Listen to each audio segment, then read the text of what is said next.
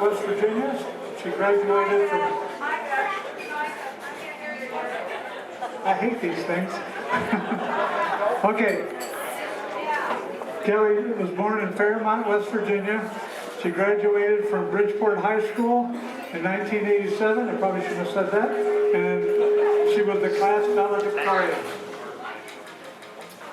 She earned her bachelor's in psychology from Duke University, and she was awarded Doctor of Orthopedic Medicine from West Virginia School of Osteopathic Medicine, and also received her master's degree in public health from A.T. Still University. Dr. Ward ran for the Arizona Senate in 2012 and served until 2016 when she resigned and ran for the U.S. Senate. Kelli met her husband Michael Ward during medical school, and they were married in 1995. Michael is an emergency medical physician. He is a colonel in the Arizona Air National Guard and currently serves as the Arizona State Air Surgeon. Kelli and Mike have 3 children, Nick, Katie, and Cameron. And so at this time, I'd like to turn the mic over to Dr. Kelli Ward to address us. Hey everybody, good evening. There is nothing like being in a room full of patriotic, America-loving Arizonans. So thanks for having me here today. Now, Gary, I know that bio did not come from Wikipedia. Because if you look at my Wikipedia, the Democrats go in there and they change it. Really, they used to change it every single day and just put trash in it. So that was a pretty good bio. Yeah. So thank you for that. It is such an honor to work for you and to work with you with our great Republican Party of Arizona. I thank you for being willing to come out tonight.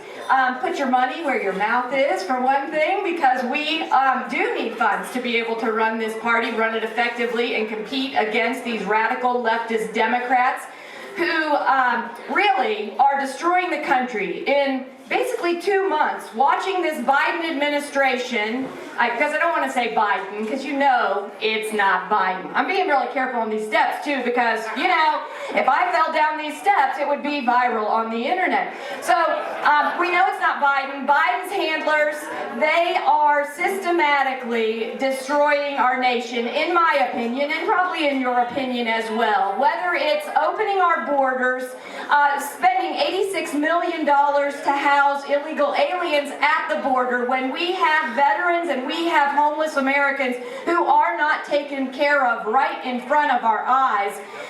Whether it's trying to implement things like the new Green Deal, the bad Green Deal, that will completely and totally finish off our energy sector and our energy independence, whether it's keeping our kids at home when they should be back at school.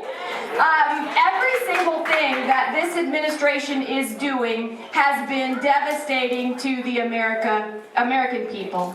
That's why when I ran to be your chairman for one more term, not because I'm a crazy person, and a lot of people maybe think so, because it is a 24-hour-a-day, 7-day-a-week, 365 days a year job that is a volunteer position. So I'm basically the highest ranking volunteer in our party here in Arizona, and I'm proud to do it. But I didn't know if I was going to run, really, up until very close to the time of the state party meeting on January 23rd. But I talked to President Trump. I talked to him several times. Right after the election, you know, when we were all feeling very down, very disheartened, very dejected. We hadn't gotten to this energized place where we are right now. And he called and I said, what are we going to do? Can we save the Republican Party? Can we energize this group? Can we stand up for what we believe in, which is faith, family, and freedom, which is small government, low taxes, personal responsibility, following the Constitution? Can we do it? Because, Mr. President, I don't want to lead a group of spineless, weak, lying losers. We cannot be that. We have to be a strong America First party.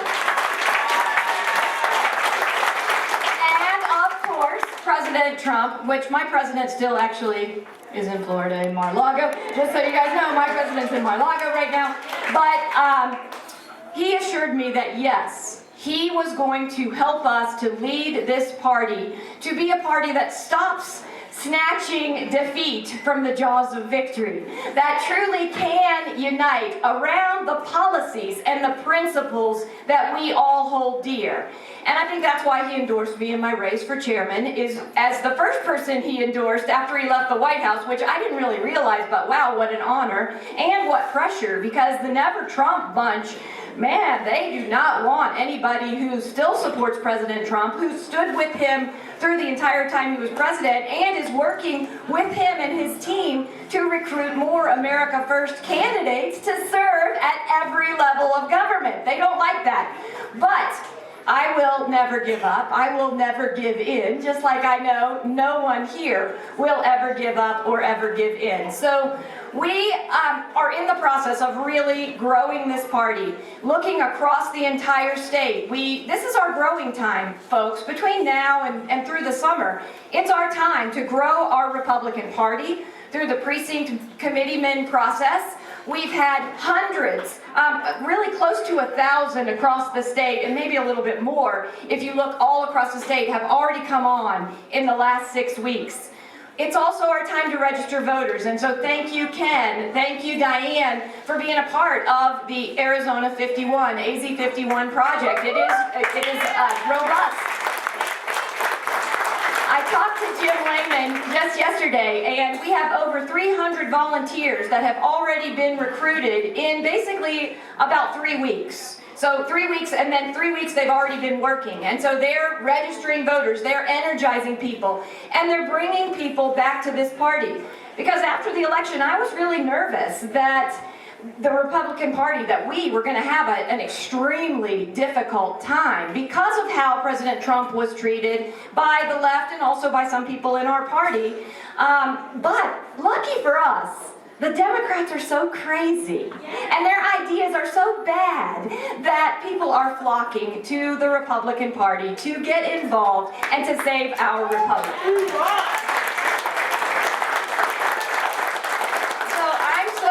To be here with you all, with Delos, with Gary as leaders out here, as the chairman of Navajo and Apache. You're going to hear from Tyler. He is an amazing national committee man. He's very well respected by the RNC already early on in his time as our committee man. He's co-chairing a committee. I'm sure he's are you going to talk about that?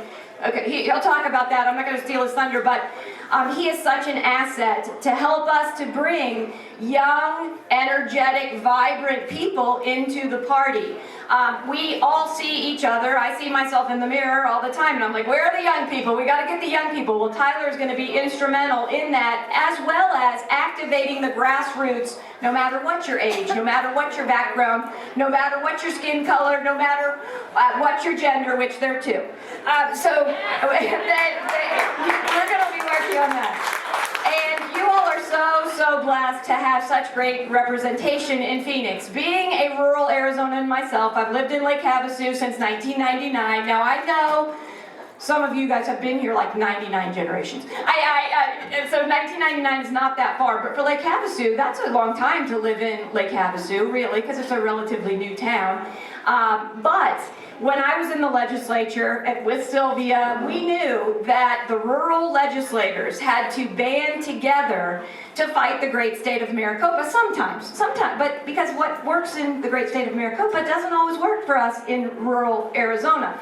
And so you all are so blessed to have Walt and to have Brenda and to have had Sylvia and to have Wendy too. I mean, they are all fighters for the America First agenda, making sure that Arizona stands strong. Now, in closing, I just want to say, President Trump is keeping a very close eye on Arizona. Okay, the last time I talked to him was about 2 weeks ago now, but he is watching what is happening with the full forensic audit that we are going to get. Okay? Arizona is the tip of the spear for election integrity, folks. everyone, not just President Trump, everyone in the nation and everyone in the world is watching our state. And thank goodness we have strong legislators, as well as some strong congressmen. Congressman Gosar and Congressman Biggs really led this charge through the time to make sure that this did not get dropped here in Arizona. And so we're really the last man standing right now. Okay, so we will continue to use, one of the things I have as a political person, I mean, a lot of people think I'm the chairwoman and I have a magic wand and I can solve everything, but I wish I did, but I don't. But what I can do as the chairwoman of this party is motivate you all, our activists, our precinct committeemen, our great Republicans to utilize our political prowess either for political praise or political pressure to make things happen at every level of government. I pledge to you to continue to work hard on your behalf and to work with you every single day that I am the chairwoman of this party. Let's keep America great.